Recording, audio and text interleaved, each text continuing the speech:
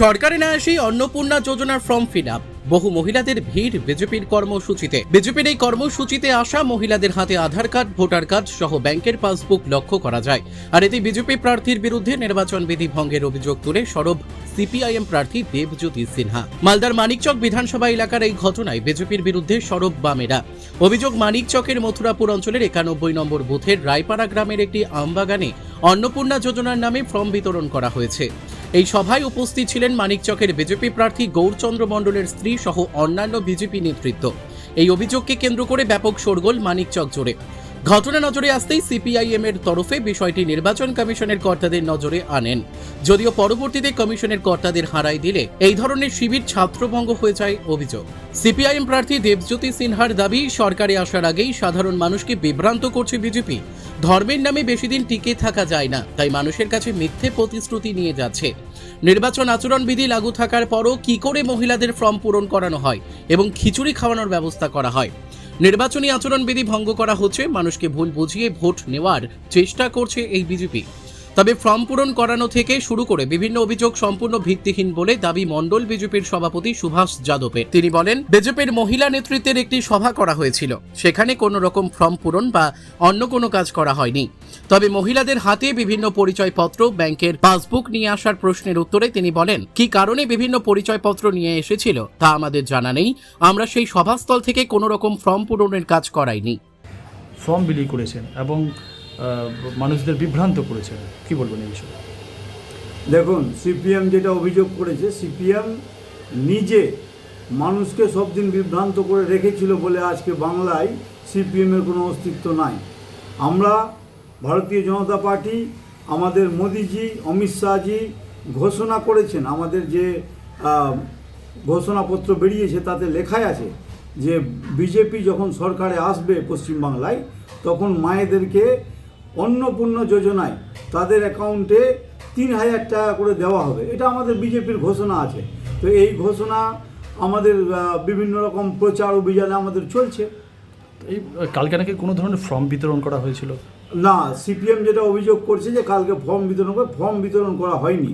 আমাদের ওখানে মহিলাদের একটা আলোচনা সভা ছিল, সেখানে মহিলারা এসেছিলেন, মহিলারাই ছিলেন। মহিলারা নিজেদের মধ্যে আলোচনা করেছিলেন যে বিজেপি আগামী দিনে কি করতে চাইছে, সুশাসন আনতে চাইছে, মহিলাদের সুরক্ষার জন্য বিজেপি লড়াই করছে, এই বিষয় নিয়ে আলোচনা হচ্ছিল, এর ছাড়া অন্য কিছু নয়। কিন্তু অনেক মহিলার হাতে, মানে বেশিরভাগ মহিলার হাতেই দেখা গেছে আধার কার্ড, ব্যাংকের বই, ভোটার কার্ড, সেগুলো নিয়ে কেনা এসেছিল।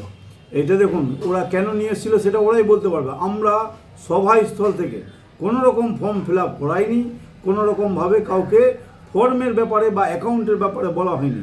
যেটা বলা হয়েছে বিজেপির ঘোষণাপত্র অনুযায়ী যে আগামী দিনে মহিলাদের অ্যাকাউন্টে অন্নপূর্ণা যোজনার মাধ্যমে বিজেপি 3000 টাকা করে দেবে, সেই কথাটাই ওখানে আবার আলোচনার সভায় বলা হয়েছিল, এর বাইরে কোনো কথা হয়নি।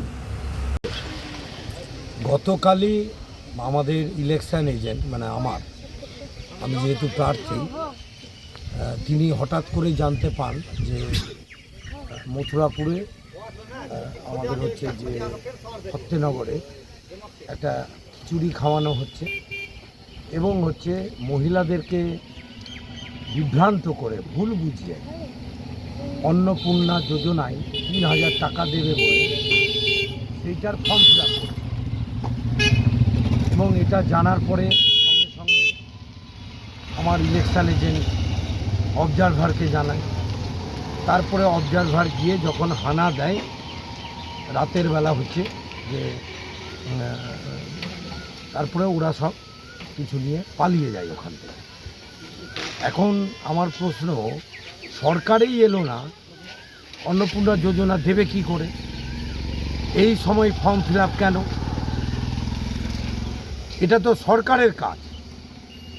তাহলে বিজেপি আজকে পায়ের তলা থেকে মাটি সরছে, এটা বুঝেছে ধর্ম দিয়ে খুব বেশি দূর এগোনো যায় না। আজকে বিজেপি নানানভাবে প্রলুব্ধ করছে। কোথাও আমি শুনেছি হরিপুর গ্রামে আরএসএসের লোক শাখা সিঁদুর দিয়ে প্রতিজ্ঞা করাচ্ছে যে প্রতিজ্ঞা করো বিজেপিকে ভোট দিতে হবে, হিন্দুদের বাঁচাতে হবে। যিনি প্রার্থী তিনি তৃণমূল হয়ে বহু ছবি ফেসবুকে ঘোরাঘুরি করছে, তিনি কি করেছেন। তারপরে তো 10 বছরে 3টে পার্টি, সবাই জানে এখানে লিখে দিয়েছে মানুষ সিপিআইএমকে জেতাবে, এবং আমরা সেটিং ধরেছে তৃণমূলের একটা অংশের লোকজন, আমি কোনো কমিউনিটি বিলং করে বলছি না, একটা অংশের লোকজন অলরেডি একটা বোঝাপড়ার ভিত্তিতে বিজেপির ভোট করছে।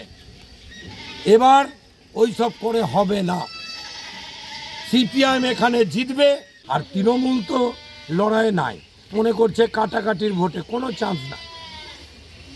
অনেকেই তৃণমূলের প্রার্থীর কাজকর্ম নিয়ে প্রশ্ন তুলছেন, যেহেতু মানুষের পাশে যদি আমিও না দাঁড়াই আমাকেও সমালোচনা করবে। মালদা থেকে পরিতোষ সরকারের রিপোর্ট, কুলিক নিউজ।